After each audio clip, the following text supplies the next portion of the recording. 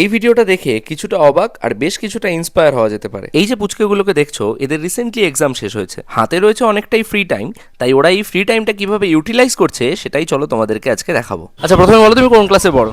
আমি ক্লাস 9-এ পড়ি। তো হঠাৎ করে এই ইনিশিয়েটিভটা কেন?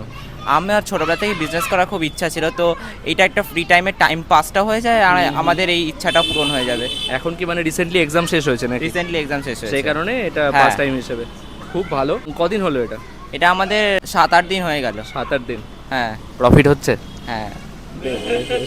তো যাই হোক, খুব ভালো লাগলো তোমাদের এই ইনিশিয়েটিভটা দেখে এবং অল দ্য বেস্ট প্রত্যেককে, all the best of luck, সবাই খুব ভালো থেকো। দেখে ভালো লাগলো যে এই জেনারেশনের চিন্তা ভাবনা আমাদের থেকে অনেকটা এগিয়ে, এবং প্রে করি they will definitely achieve something bigger in their life.